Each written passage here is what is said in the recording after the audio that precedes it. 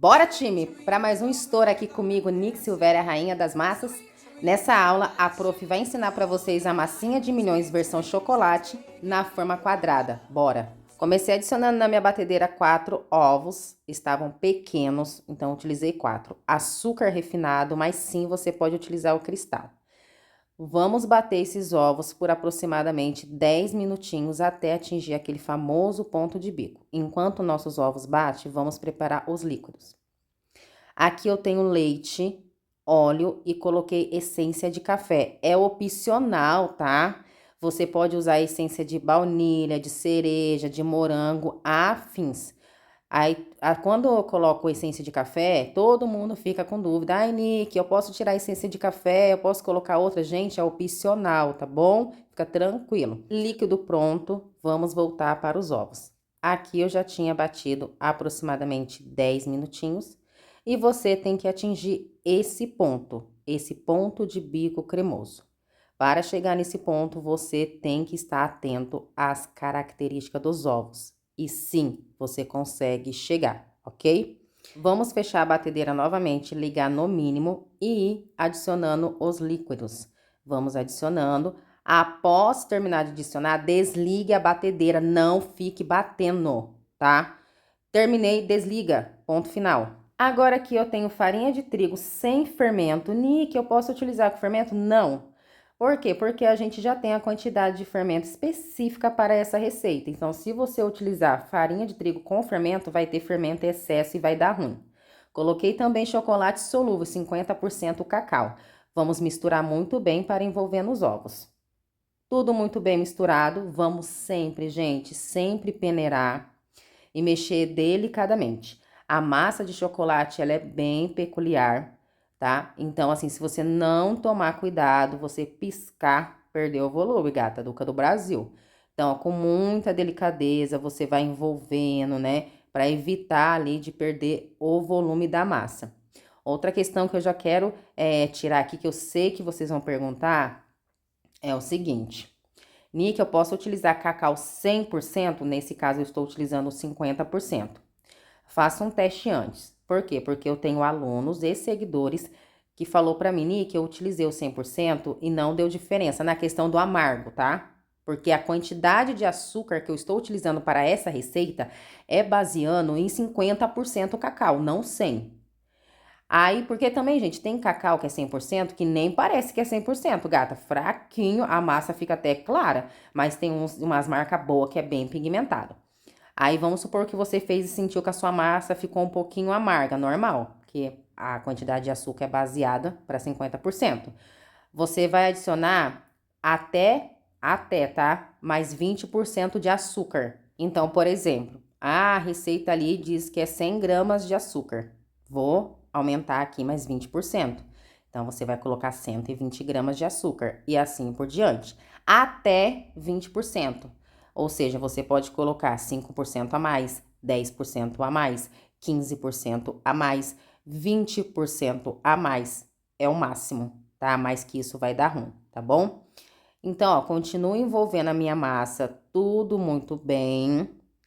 E aí, ó, agora coloquei o restante e é sempre no finalzinho, eu sempre falo, que a gente começa a perder o volume. Então, assim, você vai colocando toda aquela farinha, misericórdia, com muita paciência que você tira de lá do fundo, né? Que paciência é uma coisa que a gente não tem muito, mas a gente vai, né? Nem que for na força do ódio, no Brasil. E aí, quando chega no finalzinho, que a gente começa a perder o volume. Então, uma coisa que você já pode se atentar é isso. Comecei a envolver a minha massa ali de início e já perdi muito volume. Alguma coisa de errado já não estava certo, gata, tá? Pode ter sido a estrutura dos ovos, ou seja, você não atingiu o ponto dos ovos correto. Os seus ovos já estavam sem estrutura, já estava mais líquido. Então, conforme você foi colocando a farinha, o que aconteceu? Ele foi perdendo ainda mais volume, tá? Então, vários fatores. No último restante aí, como vocês viram, da farinha de trigo, eu coloquei o fermento e o bicarbonato. Perceba o que eu vou fazendo, ó. Eu vou diluindo o máximo da farinha ali em cima, ó. Tá vendo? E aí, depois vou para o meio, ó. Assim você evita de perder mais volume também. Então, vamos envolver tudo muito bem. Na hora de preparar uma massa também, o fouet, Faz muita diferença. Se você tiver aquele fouet muito pesado, ele vai fazer que você perca mais o volume da massa. É uma coisa básica, mínima, que faz muita diferença. Depois que eu descobri isso, nossa, eu nunca mais tive, assim, problemas em relação, assim, a volume da massa por conta do fouet. Depois que a gente envolveu muito bem, é obrigatório, gente, isso aqui. Eu sempre falo, gata, não é se você quer, você vai fazer e ponto final. Não discuta comigo, só pegue e faça. É obrigatório. Você vai pegar uma colher de silicone, gente, essas colheres aí é baratinha e dura o resto da vida. Vai sempre trazer de lá do fundo para cima e se certificar que foi tudo muito bem envolvido, principalmente os líquidos que vai lá para o fundo do bol. Quando fica aquele fundo solado da sua massa, que eu vejo muitos reclamando, é porque você não fez esse procedimento. Vai líquido lá para o fundo, você tem que trazer para cima e envolver na massa, tá bom? É por isso que o fundo fica solado.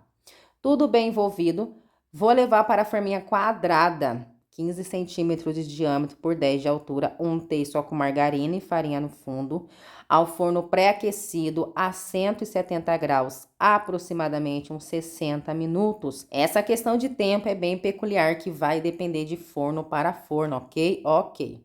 Vou dar uma batidinha ali de leve. Para quê, Nick? Para estourar aquelas bolhas maiores, para não ficar aqueles buracos na nossa massa. E levei para o forno. 60 minutos depois, olha só essa lindeza, gente. Perfeito.